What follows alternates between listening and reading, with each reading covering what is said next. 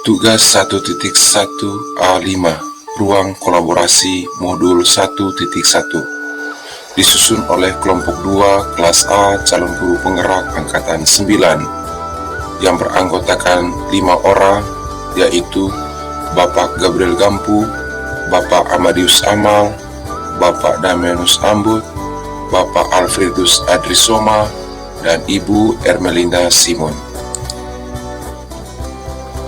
Konteks sosio-kultural di daerah kami Manggarai yang sejalan dengan pemikiran Ki Hajar Dewantara, diantaranya yang pertama, budaya Lontoleok. Kearifan lokal Kabupaten Manggarai ini mengajarkan kita untuk duduk bersama membahas suatu hal yang penting dalam kehidupan bersama.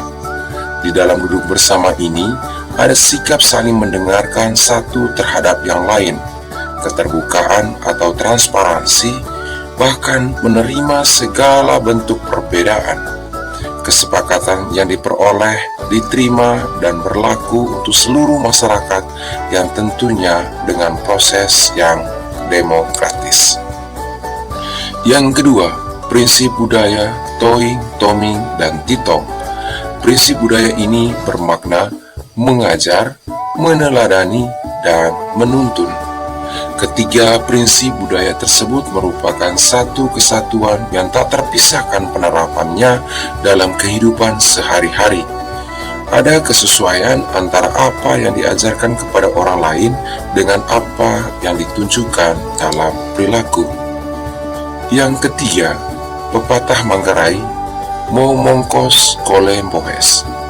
Pepatah ini bermakna pergi dengan ketulusan sehingga kembali dengan membawa keberhasilan. Pepatah ini juga merupakan sebuah kata perutusan oleh orang tua terhadap anggota keluarganya yang akan menuju ke tempat perjuangan baru. Yang keempat, prinsip hidup Don Lako, Don Ita, Don Ita, Don Bae, Don Bae, Don Pande. Prinsip ini bermakna banyak belajar, banyak yang diketahui. Banyak yang diketahui, banyak yang bisa dilakukan. Bagaimana pemikiran Ki Hajar Dewantara dapat dikontekstualkan sesuai dengan nilai-nilai luhur kearifan budaya daerah asal yang relevan menjadi penguatan karakter murid sebagai individu sekaligus sebagai anggota masyarakat pada konteks lokal, sosial, budaya.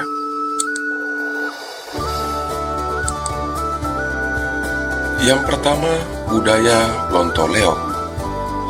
Pemikiran Ki Hajar Dewantara yang dapat dikontekstualkan sesuai dengan nilai-nilai luhur kearifan budaya dalam budaya Lontoleok ini, yaitu pendidikan yang berpusat pada peserta didik, di mana pendidikan yang berpusat pada peserta didik ini dibagi menjadi dua bagian.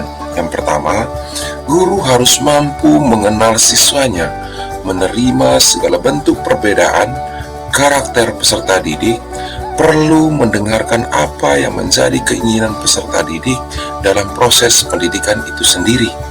Yang kedua, guru harus mengeksplorasi potensi peserta didik yang sangat bermanfaat bagi proses pendidikan selanjutnya atau asesmen. Yang kedua, prinsip budaya Toing, Toming, dan Titong.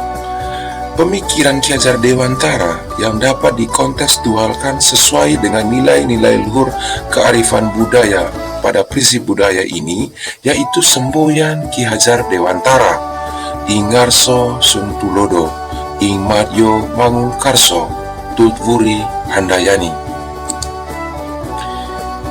Yang ketiga, pepatah Manggarai, Mau mongkos kolem bohes, yang bermakna pergi dengan ketulusan sehingga kembali membawa keberhasilan.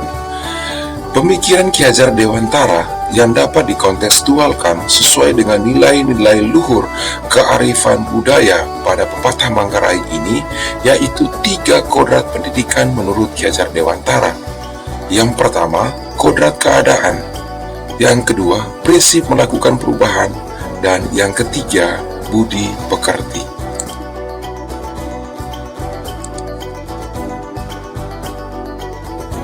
Yang keempat, prinsip hidup don lako, don ita, don bae, don pande. Pemikiran Ki Hajar Dewantara yang dapat dikontekstualkan sesuai dengan nilai-nilai luhur kearifan budaya pada prinsip hidup orang Manggarai tersebut adalah prinsip ini mengandung makna belajar sepanjang hayat.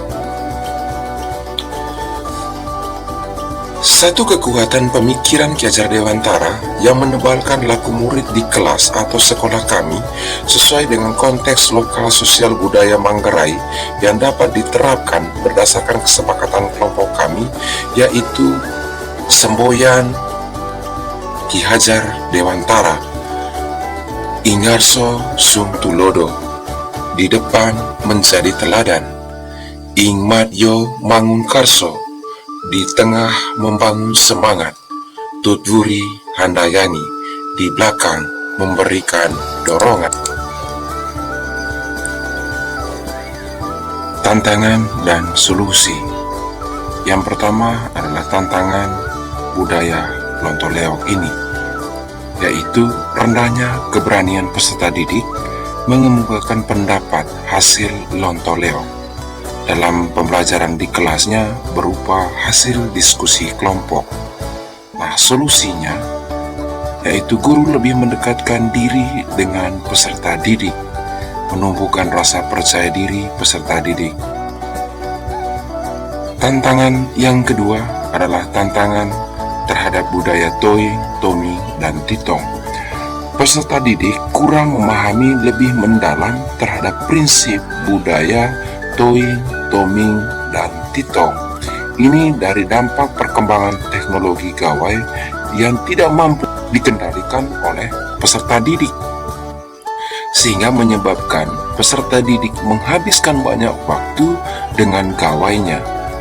Nah, solusinya adalah pentingnya pendidik berkolaborasi dengan berbagai elemen masyarakat, baik tokoh kerohanian, tokoh adat, maupun orang tua peserta didik. Selanjutnya, tantangan kemajuan teknologi. Perkembangan teknologi telah membuat cara orang belajar dan memperoleh informasi. Pemanfaatan teknologi dalam pendidikan dapat menjadi tantangan, terutama bagi guru dan lembaga pendidikan yang harus mengikuti perkembangan teknologi, menyediakan aksesibilitas yang memadai, dan mengintegrasikan teknologi ke dalam kurikulum. Solusinya, penerapan teknologi yang tepat. Lembaga pendidikan melengkapi diri dengan teknologi yang relevan dan memastikan penyediaan aksesibilitas teknologi yang merata bagi para siswa. Integrasi teknologi yang cerdas dan efektif dalam proses pembelajaran dapat meningkatkan kualitas pendidikan dan pengalaman belajar peserta didik. Tantangan selanjutnya adalah perubahan sosial dan ekonomi. Era postmodernisme seringkali diwarnai oleh perubahan sosial dan ekonomi yang cepat. Hal ini dapat menciptakan kesenjangan dalam pendidikan, baik dalam hal aksesibilitas maupun kualitas pendidikan. Beberapa kelompok masyarakat mungkin kesulitan untuk mengakses pendidikan berkualitas karena faktor ekonomi atau ketidaksetaraan dalam hal kesempatan. Solusinya, pendidikan inklusif. Pendidikan harus menyediakan kesempatan yang setara bagi semua individu tanpa memandang latar belakang, ekonomi, budaya, atau keadaan sosial. Program pendidikan inklusif yang menerima perbedaan budaya dan memperdayakan setiap individu harus diperkenalkan dan dipromosikan.